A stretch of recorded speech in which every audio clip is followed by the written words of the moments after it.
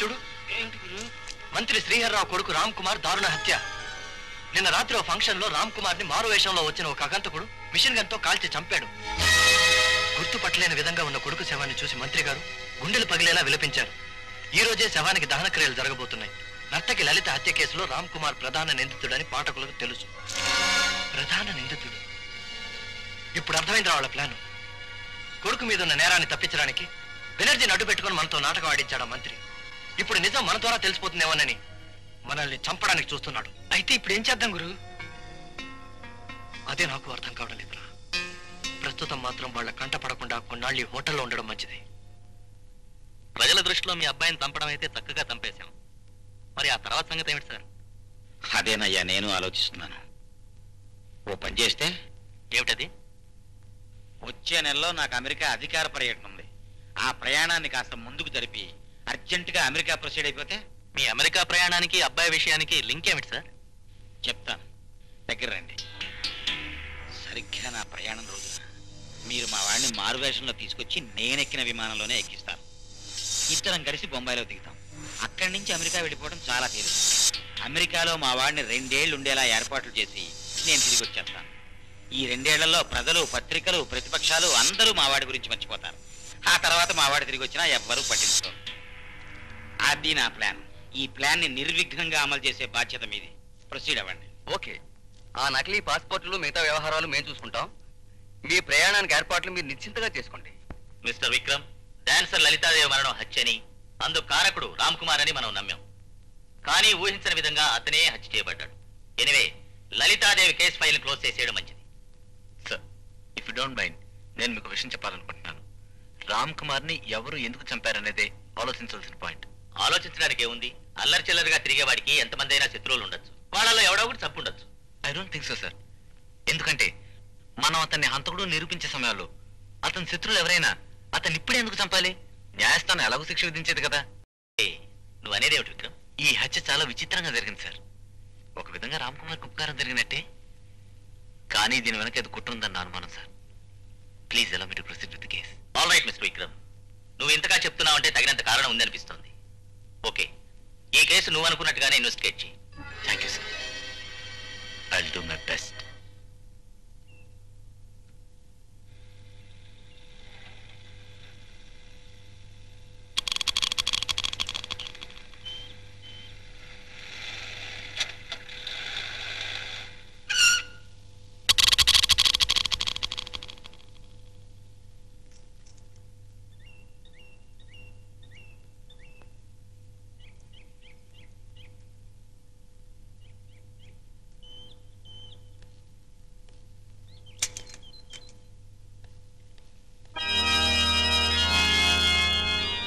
మాత, నేరం చేయడం పాపమంటారు. ఆ పాపం చేసి నేరస్తులతో ఉండటం కూడా పాపమే అయితే నన్ను మన్నించు మాత. ఆ ఘోరం జరగడం నా మనసుకి ఇష్టం లేదు. అయినా చూస్తూ ఉండిపోవలసి వచ్చింది. ఆ రోజు నుంచి నాకు మనశ్శాంతి లేదు. ఓ మాత, ఈ నీ బిడ్డకు మనశ్శాంతి ప్రసాదించు మాత.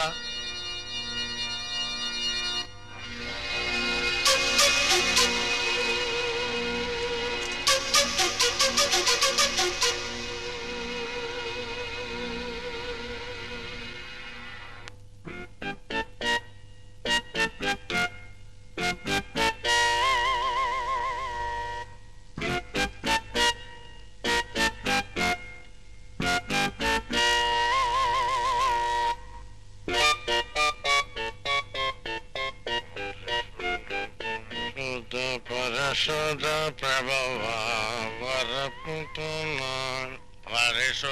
పరిశుద్ధ పరిశుద్ధ ప్రభువా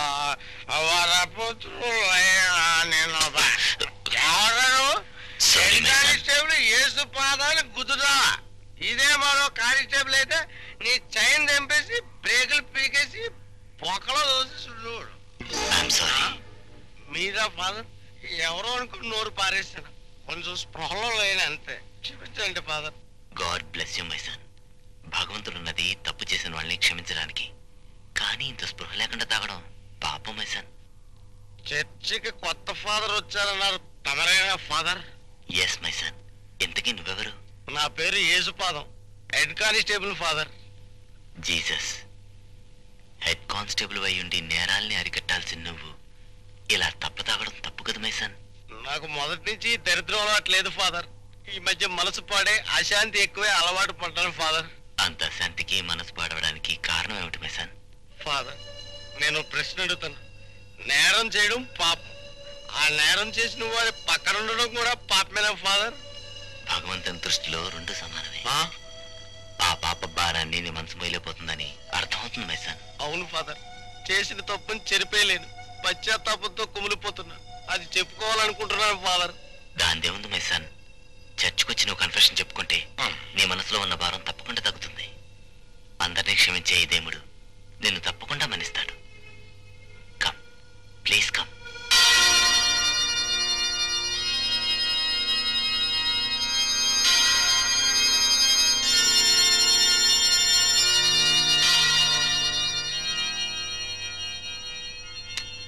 జీసస్ సేవ్స్. మై సన్, పాపలను మన్నించగలిగిన పరిశుద్ధాత్మ గల ప్రభుకి నీ మనసులోని మాట వినవించుకో. ఏమిటి నీ ఆవేదన? నేను పెద్ద తప్పులు చేయలేదు ఫాదర్. తప్పులు చేసి అరెస్ట్ అయిన వాళ్ళని అప్పుడప్పుడు కొట్టడం, నచ్చిన కూర వండినప్పుడు ఇంట్లో ఆడదాన్ని తిట్టడం తప్ప పెద్ద నేరాలు చేయలేదు ఫాదర్. మరి నీకంత మనశ్శాంతి లేకుండా చేస్తున్న విషయం ఏమిటి మై సన్? అదే చెప్పుకోవాలనుకుంటున్నాను ఫాదర్. కానీ ఈ నిజం బయటకు పొక్కితే నా ప్రాణానికే ప్రమాదం అని భయం వేస్తుంది ఫాదర్.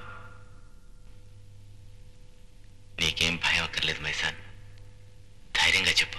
ఫాదర్, నా కళ్ళ ముందే ఒక భయంకరమైన హత్య జరుగుతూ ఉండగా దాన్ని ఆఫ్ చేయలేక చూస్తూ ఉండిపోవలసి వచ్చింది ఫాదర్.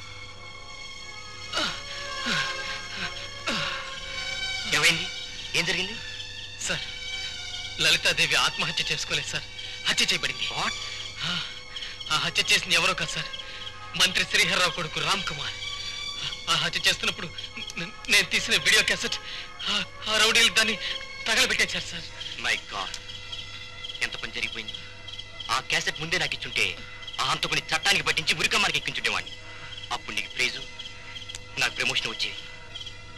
అంత ముఖ్యమైన సాక్ష్యం బూడిదపాలైపోయింది. డోంట్ వరీ సార్, వాళ్ళు తగలబెట్టింది డూప్లికేట్ క్యాసెట్, ఒరిజినల్ నా దగ్గరే ఉంది. Is it? Very good. Come on, ఆ క్యాసెట్ ఎక్కడ ఉందో చూపించు. బయలుదేరు, కమాన్.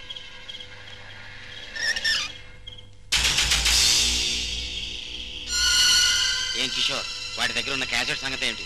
అదిగో సార్, మన వాళ్ళు దాన్ని తగలబెట్టేశారు. Very good, very good. ఇంకా మా వాడిని వేలెత్తి చూపించే సాక్ష్యం అయితే లేదన్నమాట. సార్, ఒరిజినల్ క్యాసెట్ మరొకటి ఉంది సార్, దాన్ని వాడు ఎక్కడో దాచిపెట్టాడు. అమ్మా, ఒరిజినల్ డూప్లికేట్ ఏర్పాటు చేశాడన్నమాట. చాలా తెలివైన ఘటమే. మరి ఆ ఒరిజినల్ ఎక్కడుందో కనుక్కున్నారా? అదంతా నేను చూసుకుంటాను సార్, మీరు బయలుదేరండి.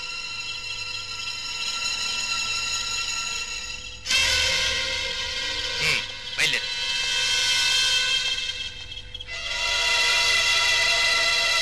రేయ్, వాడిని పట్టుకుంటా.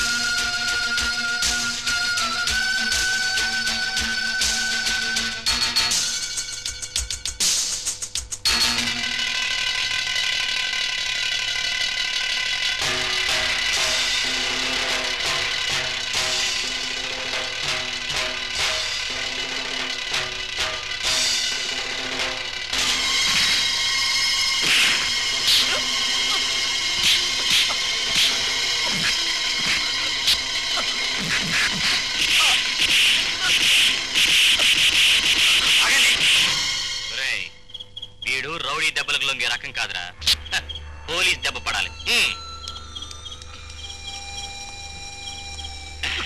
చెప్పరా, చెప్పు. ఒరిజినల్ క్యాసెట్ ఎక్కడ దాచావో చెప్పు. చెప్పరా, చెప్పరా, చెప్పు. ఆ క్యాసెట్ ఎక్కడ దాచావో చెప్పు.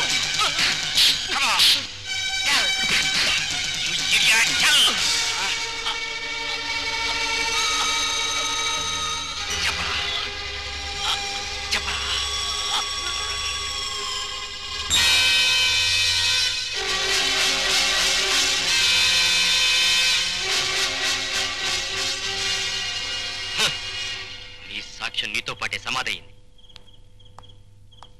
యేసుపాదం, ఈ విషయం మూడో కంటి వాడికి కూడా తెలియకూడదు. ఓకే?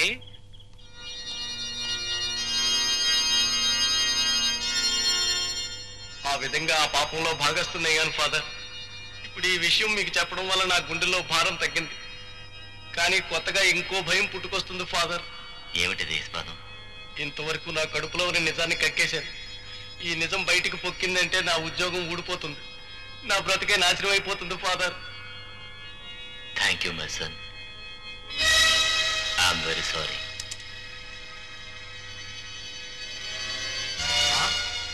మీరా ఆఫీసర్ గారు? పవిత్రమైన ఫాదర్ వేషం వేసుకుని కన్ఫ్యూజన్ పేరుతో నన్ను మాట్లాడించి నన్ను ఇలా మోసం చేస్తారా? యేసుపాదం, మీ మతం అంటే నాకు చాలా గౌరవం. కానీ ఎంత ఆలోచించినా ఎంతకంటే వేరే మార్గం కనిపించలేదు. నా డ్యూటీ ఏదో నేను చేశాను. ఆ యేసు ప్రభు తప్పకుండా క్షమిస్తాడని నేను నమ్ముతున్నాను.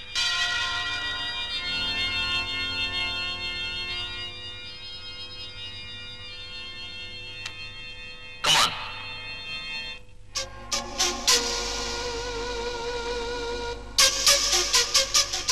రాంబాబు శవం తగలబెట్టే ముందు అతని దగ్గర ఉన్న వస్తువులు ఇవేనా? అవును ఫాదర్. అవును సార్. ఆయుష్, ఇంతకన్నా నా దగ్గర ఇంకేం లేవు సార్. అయితే ఈ స్టేట్మెంట్ మీద సంతకం పెట్టు. సార్ సంతకం చేస్తే సాక్ష్యం ఇచ్చి ఒప్పేసుకున్నట్టు అవుతుంది కదా సార్. ఆ భయం నీకు అక్కర్లేదు. హత్య విషయంలో అప్రూవర్ గా మారినట్టు ఉద్యోగంలో తీసేద్దని మీ పై వాళ్ళతో నేను చెప్తాను. ఓకే? ముందు సంతకం పెట్టు. సార్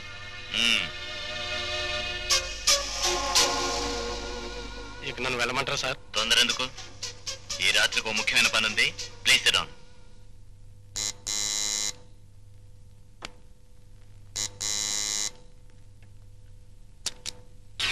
హలో మీరా, రండి రండి. ఏమిటి ఇంత రాత్రి వేళ ఎలా వచ్చారు? పోలీసులకి నేరస్తులకి వృత్తిరీత్యా పగలు రాత్రి తేడా ఉండదని మీకు బాగా తెలుసు అనుకుంటాను మిస్టర్ కిషోర్. పోలీస్ ఆఫీసర్ని, నాకెందుకు తెలియదు? నేరస్తుడి గనక ఇంకా బాగా తెలుసుంటుంది కదా. మీరనేది రాంబాబుని హత్య చేస్తున్నందుకు నేను అరెస్ట్ చేస్తున్నా. I mean what I say. నేను ఒక రెస్పాన్సిబుల్ పోలీస్ ఆఫీసర్ని. నేను హత్య చేయడం ఏమిటి? చేసిన నేరాన్ని కాకి బట్టల వెనకాల దాచారనుకున్నా. కానీ నిజం నిప్పు లాంటిదని తెలుసుకోలేకపోయావు మిస్టర్ కిషోర్. మిస్టర్ విక్రమ్, మీరు క్రైమ్ బ్రాంచ్ ఆఫీసర్ అయినంత మాత్రాన అర్ధరాత్రి సాక్ష్యం లేకుండా నేరం మోపి నన్ను బెదిరించాలని చూస్తున్నారా? సాక్ష్యాలు కావాలా? డెఫినెట్లీ.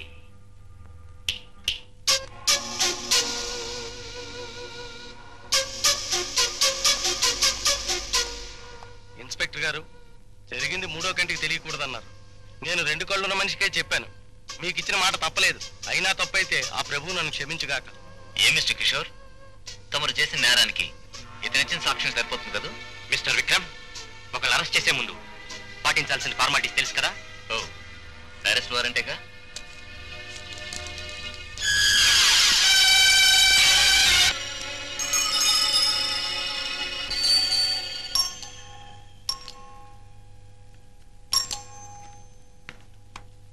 హలో హలో, మీరు జర్నలిస్ట్ జ్యోతి గారేనా? అవును. I'm Vikram from crime branch. లోపలికి రండి, కూర్చోండి. థ్యాంక్స్. ఈ ఫోటోలో ఉంది మీ బ్రదరేనా? అవును సార్. హాత్సకి ఏమైనా తెలిసిందా? I'm sorry miss Jyothi, he's no more. మీ తమ్ముడు హత్య చేయబడ్డాడు.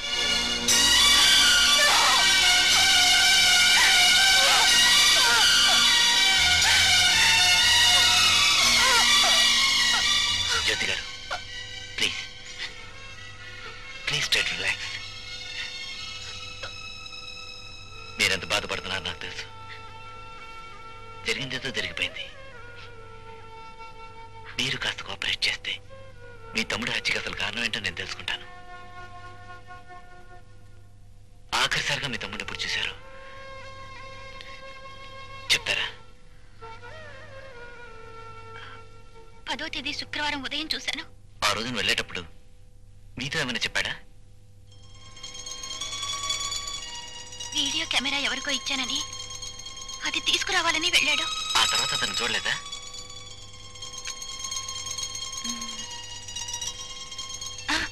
గంట తర్వాత కంగారుగా వచ్చి బ్యాంకుకి వెళ్తున్నట్టు చెప్పాడు. బ్యాంక్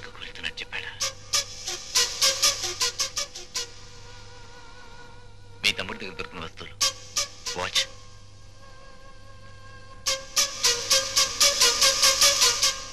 ఈ కీ దేంతో చెప్పగలరా? ఇది అలహాబాద్ బ్యాంక్ లో మా జాయింట్ లాకర్ కి. అయితే ఆ లాకర్ మీరు కూడా తెరవచ్చుగా? తెరవచ్చు, కానీ ఆ లాకర్ కి మా తమ్ముడిని చంపడానికి సంబంధం ఏంటో నాకు అర్థం కావడం లేదు. నా అనుమానం నిజమైతే ఆ లాకర్ లో మీ బ్రదర్ హత్యకి సంబంధించిన అతి ముఖ్యమైన కారణం